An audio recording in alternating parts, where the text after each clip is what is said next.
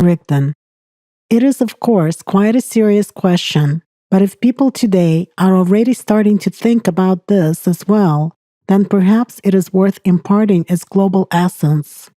In the material world, there is a single animal mind, which I have mentioned more than once.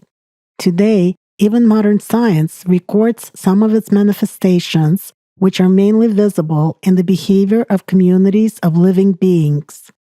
For example, starting with reproduction and attack of a quorum of bacteria on cells, and ending with collective migration, aggression, self-destruction of animals, and so on. Speaking of which, the Latin word quorum means of which there are enough, that is, a sufficient number from a community. In science, this phenomenon is called collective intelligence. A sense of quorum, particularly one which is directed at domination, control, and capture of matter, as well as devouring of it, controls many processes both in the micro and in the macro world. In medicine, for example, cancer cells have been observed to act together as an intelligent community. Even when exposed to medication, they transmit signals to each other and stand still for some time. That is, together, they block the effect of the drug. Each cell, while getting certain signals from the quorum, changes the model of its behavior according to the general behavior, collective intelligence. In other words, this is in fact an intelligent organism within an intelligent organism. Today, much research has accumulated in the field of biology about the life of communities of bees, ants, mice, rats, dolphins, and large mammals, where the dominance of the collective intelligence is clearly seen. Manifestations of domination of one matter over another exist everywhere, including in space. This has also been observed by astronomers in the behavior of planets and star systems.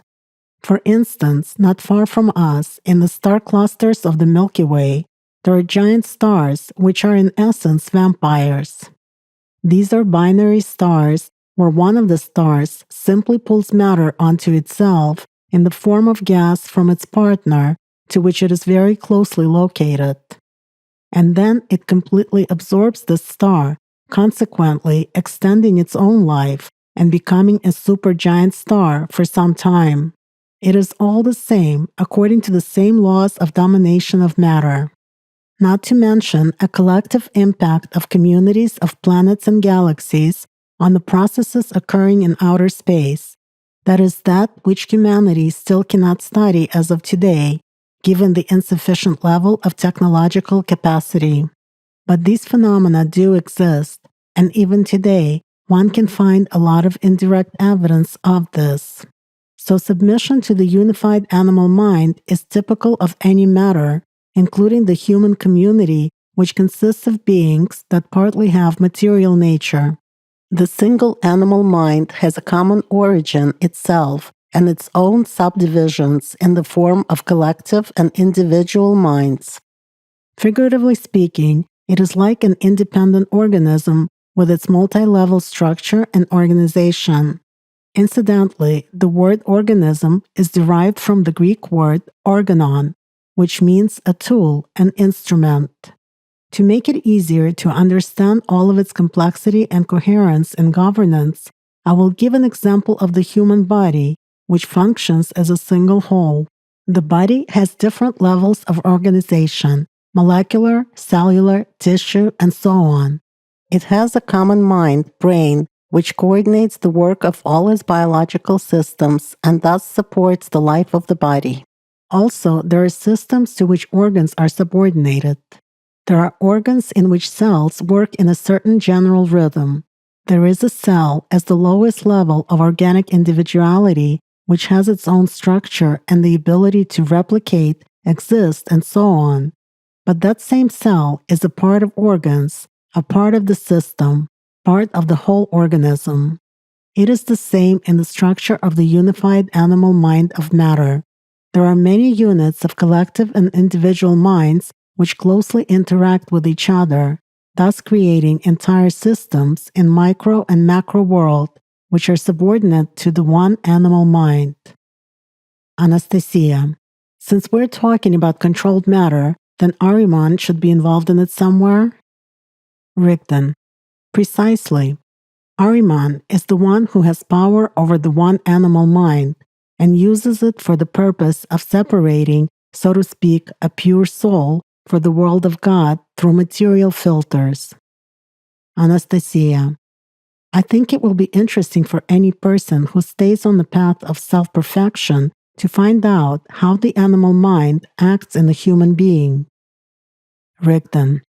It manifests its will in different ways, through the animal nature, through the activity of the back and lateral essences when they work in its mode, the material body. Anastasia. Yes, given that most people identify themselves solely with the reflection in the mirror, thinking that the body is them, as people say, for real.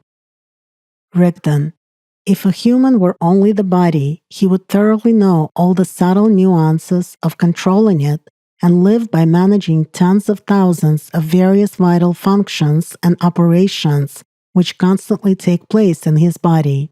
But the body as a single organism mainly functions in the mode that is independent of the personality's consciousness. And what does a person see in his body without a mirror? What does he see here and now with eyes open in the visible world? He sees only that which he is allowed to see with the two little windows, eyes, initially designed for observing this three-dimensional external world from the dark room of his consciousness. Will the personality see and know much about itself or the diversity of the world in such a way? Are thoughts and emotions the product of his consciousness? And does the person know from where and how they appear? The animal mind constantly influences a person in one way or another through its branch, the animal nature, which is part of the material world. In most cases, people do not even understand this. Thoughts are simply there, and the person thinks that this is his own property. It is difficult for people to catch actions and thoughts from the animal mind inside themselves when they do not know about their dual nature and naturally do not monitor all this inside themselves. The result is that they perceive manifestations of the will of the animal mind as their own thoughts, desires, emotions, and so on.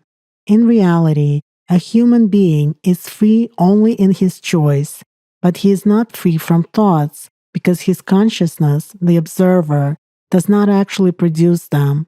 He only chooses between two flows, thoughts and stimuli from the spiritual nature, his will, or thoughts and desires from the animal mind, its will. That is, the person can choose the will which he liked or which has tempted him and apply to it the power of his attention which begets action. This is precisely the key moment of the human choice. Anastasia. Yes, the person only chooses whether or not to accept this or that invading mood, emotion, thought. Many readers already understand this in practical terms by tracking their thoughts during the day. Here, for example, is a typical situation which people describe in their letters. I've noticed so many times that everything seems to be fine, and then suddenly a negative thought or an emotion appears, and the mood becomes despondent for no apparent reason. Apathy to everything arises, as well as a feeling of inner tension, anxiety, and fear. But I didn't want it. It happens as if by itself, sort of without my desire. The most interesting thing is that if you start to simply ignore bad thoughts or emotions which surged suddenly and intentionally focus on something good, for example, on good thoughts or a good deed, then with time this negativity retreats, as if this state has never existed at all. And if you give in to a bad mood, begin to feel sorry for yourself and so on. In other words, if you give your attention to negative emotions, then this state only gets worse and starts to live inside you, or rather to poison your life like a parasite. After that, it is quite difficult to sit down to meditate. I simply force myself. On the other hand, When you're already performing a spiritual practice, here you already switch to the state of inner freedom, which is dear to you, to the feeling of immense gratitude and love for all that exists, to the purity of feelings. Rigdon. Certainly, in this switching, ignoring of thoughts from the animal nature, choice and affirmation of the domination of the spiritual nature is the essence of work on yourself.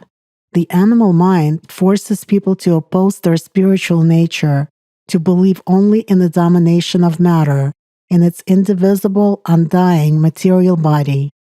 When a person falls into depression, engages in self-blame, or on the contrary, is enveloped in dreams of material desires while pursuing earthly fame, wealth, and so on, all this indicates that at this moment, he, without noticing it himself, is subordinate to the will of the animal mind and is easily controlled by its system. Anastasia. A person, in fact, can trace moments of manifestation of the animal mind by the presence of exciting ideas and material desires from the animal nature. Rigdon. Yes, but provided that the person will be tracking manifestation of such thoughts and desires in himself, but not participating in this process and not strengthening it. Control of the human life by the animal mind is so commonplace that a person himself practically does not notice this, writing off its manifestation to his thoughts, desires, habits, character, and so on. But an obvious submission to the will of the animal mind can be traced in actions of the so-called by psychologists expressive crowd, and even more so of the acting crowd if the key moment in its activation is the domination of the animal nature. That is exactly the dominance of the animal mind and its manifestation through collective intelligence in a raging crowd. In general, it should be understood that all the individuals with character lose their individuality in a crowd very quickly. They become malleable in the common melting pot of collective intelligence. In such an environment, everyone quickly gets infected with general excitement, impulsiveness, and fast-acting, thoughtless mutual responsiveness. Basically, people in the crowd lose their individuality and become a mass. An individual loses self-consciousness, and in him awaken the bursts in emotions typical for the common will of the crowd. Moreover, these bursts and emotions are already not subject to the usual for the person limitation and daily control, which he normally exercises over them. That is, collective intelligence, subordinated to the animal mind, is inherent in the human society, given the fact that people are also a part of the material world. There is a substantial difference between when a person is in a crowd and is subordinate to the will of the animal mind, and when the person is in a group of people, but everyone keeps their true individuality. In the first case, a total domination of the animal nature takes place in his consciousness. It is narrowed, and only material desires, stimuli, and animal instincts are active in it, while the spiritual nature is blocked. In a crowd, an individual vanishes as a personality. There is only the organism of the crowd with the single animal mind. But when the spiritual nature dominates in a person, and he is in a group of like-minded people who, for example, are doing common, good, creative work together, then he keeps his true individuality, by which is meant the connection of his personality with the soul, God. He can feel other people, as they say, be on the same wavelength with them, rejoice in their successes, but his consciousness will still be expanded, and he will maintain a constant individual connection with the soul through his attention and the deepest feelings. A similar process occurs also during collective meditations, when people are performing a spiritual practice together, but everyone has a personal connection with their spiritual nature. Anastasia. When basic primordial knowledge about the spiritual nature is lost in society, and the remaining echoes are thoroughly reworked by religions, it is difficult for people to understand what the domination of the will of the spiritual nature is in society and in each person. Today, it sounds like a legend about heaven on earth. But when it comes to domination of the will of the animal mind in the crowd, examples abound, although people, for the most part, do not understand the essence of the invisible source of impact and the reason why this phenomenon is inherent in the human society. Modern science already has a lot of research in social psychology in the study of the problems of crowd behavior. If one becomes familiar with it, one will be able to understand that all the characteristics of the animal nature are quite typical for that same aggressively acting crowd. For example, an aggressive crowd is driven by the common emotion of anger, rage, and blind hatred.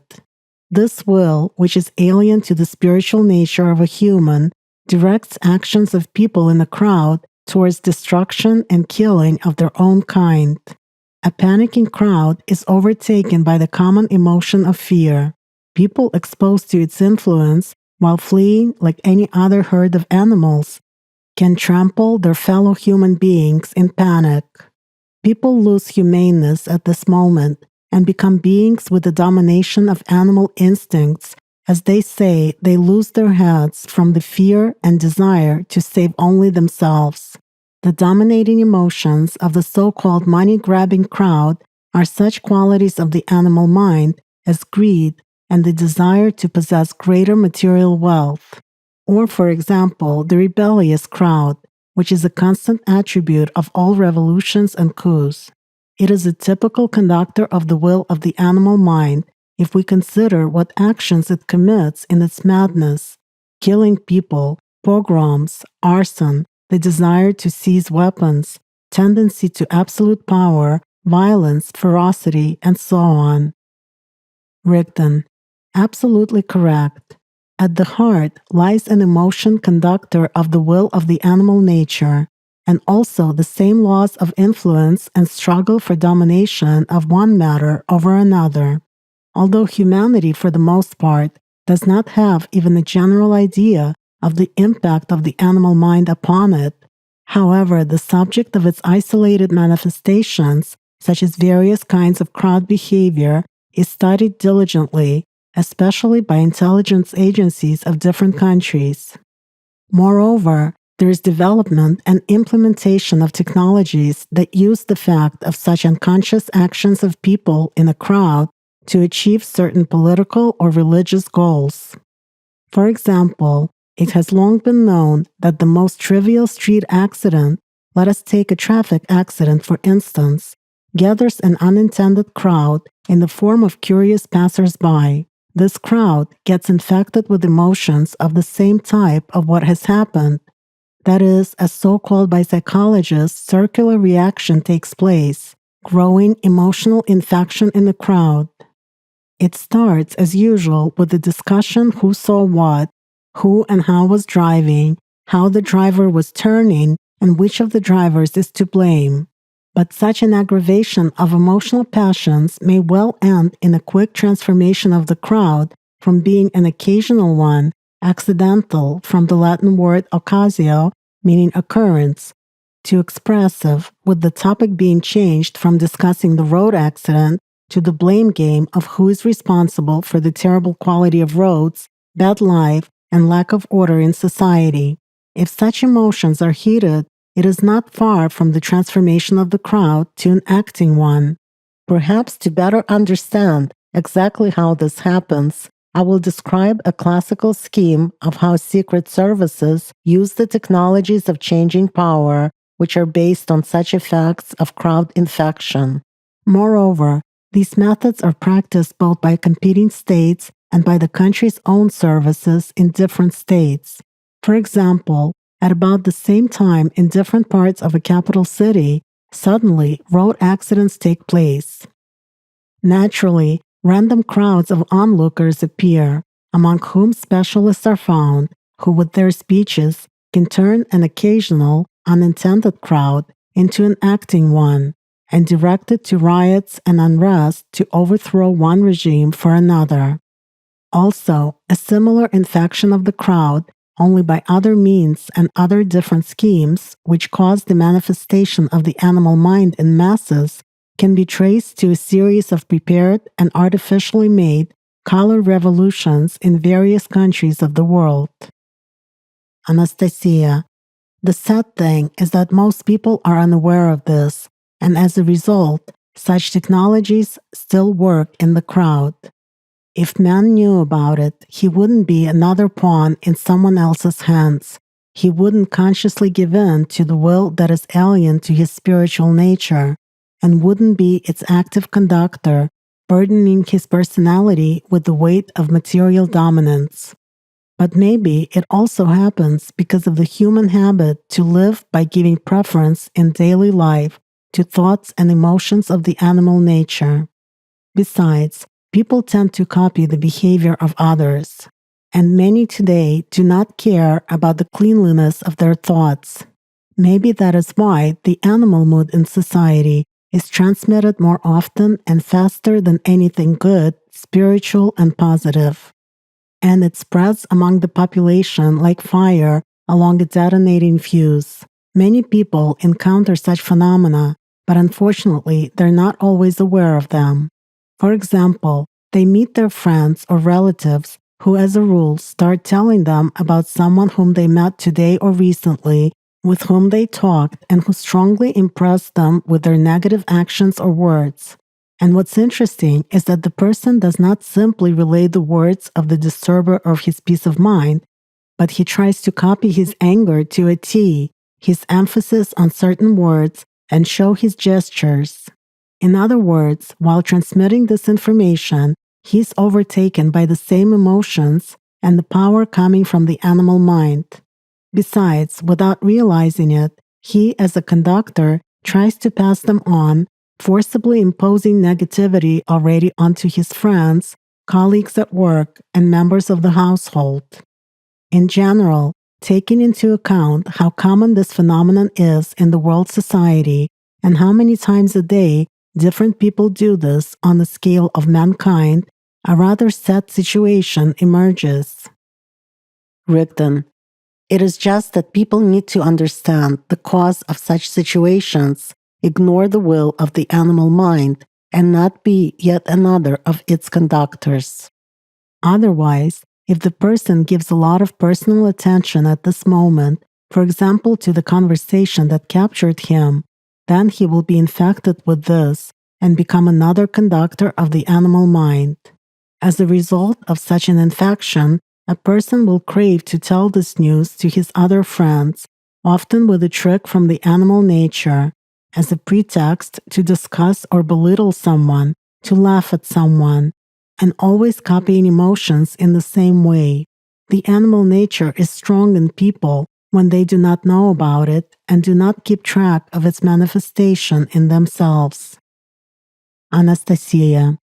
It's also interesting that news about something good, kind, and especially about something significant in the spiritual sense does not spread as fast as in the case with the emotional news from the animal nature. And what is typical is that a person, while sharing the good news, tries to say it in his own voice, as if reproducing some wisdom from this news, as though from himself personally. Rigdon. Unfortunately, it is not common that modern people serve as conductors of the spiritual world. That is why they see events on television but do not see them without it. They listen to the words of a person but do not understand him without words. They can read books in different languages, but they cannot read the book of their lives. They aspire to go with the flow of the river of their lives, stand against the flow, looking for meaning in this, but do not understand that the meaning of their existence is on the other side. Many live just by the dead appearance of things, blindly serving the animal mind. But one must live by that which begets creation. One must live by the spiritual creation and serve the spiritual world. Only then will the person see events, understand people, and be able to adjust his life from the perspective of an observer from the spiritual nature. Anastasia. I would also like to touch on a sore subject of modern society, addiction of some people to alcohol and drugs. At one time, you were saying how the animal mind brings the personality under the control of its will through these poisons, how addiction to them develops unnoticed by it, and what the person loses when he falls under this influence, which is alien to his spiritual nature. Rigdon: Yes, this is a special topic. One of the ways of the animal mind to completely place a person under its control is to provoke in him the desire to consume alcohol or drugs. When a person begins to consume alcohol or drugs, the animal mind begins to completely dominate over him, to enslave and block any possible manifestation of the power from the spiritual nature. At the level of neurophysiology, an imbalance occurs, and many of the brain's neurons get blocked. The person begins to perceive information poorly. Instead, the animal nature actively dominates in him, and it seems to him that he is a hero and that everything in this world is permissible for him. Such a soap bubble, illusion, actually appears not because of the fact that he's such in reality, but simply because failure in the system of brain function occurs, and the personality's state of consciousness switches to a different mode, where there is a complete submission to the animal nature. For the spiritual nature in the person, this is a collapse. This is like, figuratively speaking, putting the soul into a deadly poisonous environment. Its power is partially blocked by the optical filters, subpersonalities anyway, and such a total domination of the animal nature in a new personality simply deprives it of its last chance and hope. Alcohol and drugs turn the person into an obedient slave of the animal mind, and even in small doses, kill in him the spiritual sprout. With time, an alcohol or drug addiction develops in a person, and he denies it. At the same time, this person persists in consuming this poison, citing any reasons, traditions, holidays, birthdays, funerals, personal stress, and so on. As a result, he does not notice his spiritual foundations being lost. This addiction escalating into debasing his human nature to the level of animal instincts and the personality degrading.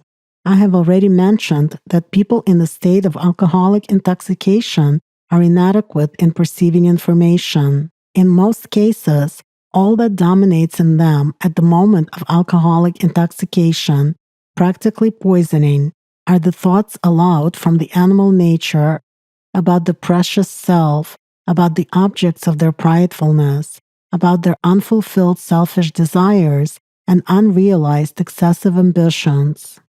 This truly is a real tragedy, and first of all for the personality itself. As for people who are seriously engaged in their spiritual development, their body just physically cannot tolerate these poisons, alcohol and drugs. Why? It is because while consuming these toxic substances, the subtle connection with the other, the spiritual world, is disrupted. Using modern language, extrasensory abilities are lost. While under the influence of alcohol or drugs, a person is incapable of reading information that comes from the invisible world. His supernatural powers simply fade. All that he perceives in such a state is a manifestation of the will of the animal mind, which the person considers to be his own thoughts and desires. This was known in ancient times. This is also well known now. For example, in the Soviet Union, there was a powerful system of special services, which included, among other things, departments involved in the study of paranormal phenomena and psychic development among some of their employees, for example, sleepers. So even the dairy product, kefir, was excluded from their diet, not to mention a strict ban on alcohol and drugs. Smoking was technically allowed. Although nicotine and tar intoxicate the body, they do not block mirror neurons, and consequently they allow unimpeded work with the invisible world and reading of the necessary information. So the person who consumes even small amounts of alcohol no matter how long, degrades spiritually as a personality. If the desire appears to consume alcohol or to use drugs, these are the first symptoms that you're under control of your animal nature. That means you need to take measures to switch the dominant of consciousness, to increase emphasis on some positive aspects, exercise, perform physical labor. It should be noted that if the person completely stops drinking alcohol or using drugs, the body eventually recovers and the person gets a chance for spiritual development of his personality. Matter's intelligence is very active. It is its manifestations when thoughts about reaching some boundless freedom by means of alcohol or drugs are imposed on the unbelievers with material thinking. It is its manifestations when thoughts about getting supposedly one of the possibilities of some kind of sacred knowing or perceiving spiritual heights by means of alcohol or drugs are imposed upon the believers. All these thoughts are an illusion of the animal nature, which one way or another pushes people to continual dependence on the will of the animal mind and creates attractive thought forms associated with taking another dose of this poison. Anastasia. Many people simply do not see obvious facts and do not stop and think about why this happens to them and to their friends and why this problem still exists in society. They do not ask themselves the questions: how does a persistent alcohol dependency arise and form?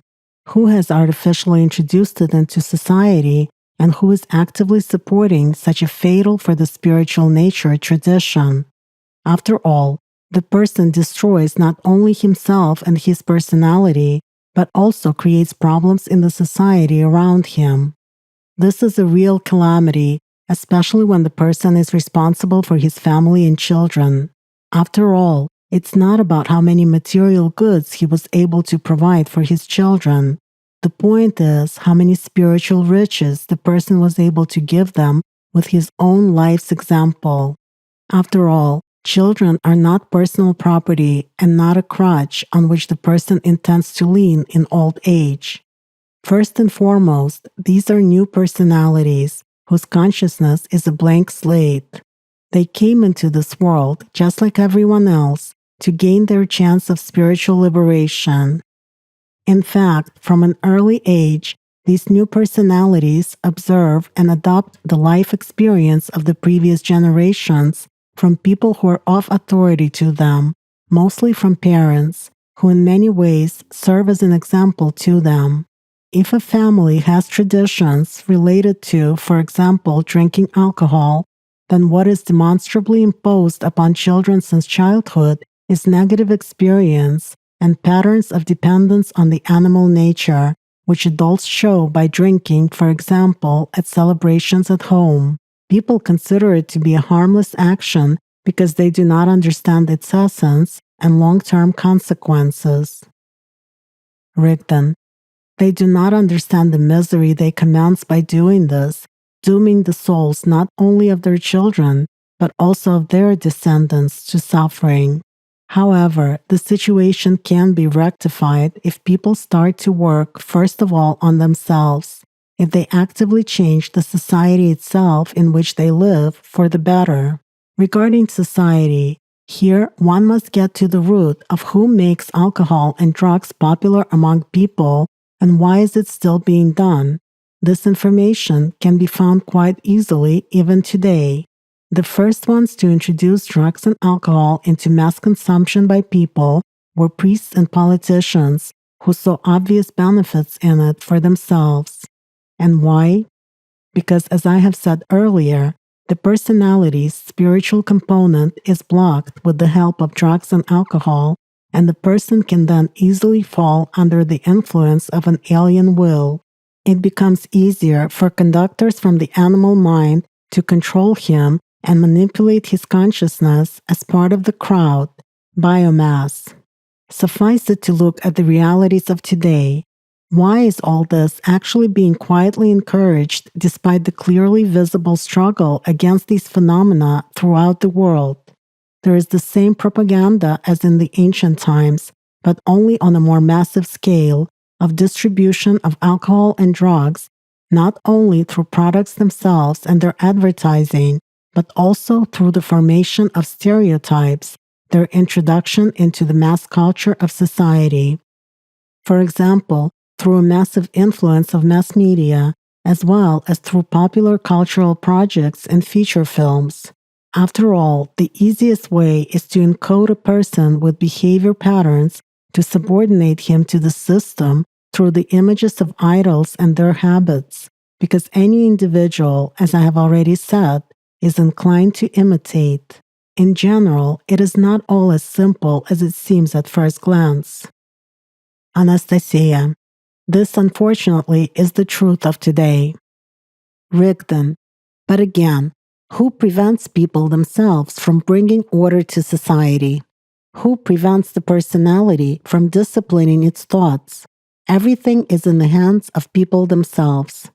One just needs to be a good example for others and to at least create a favorable environment around oneself in this regard.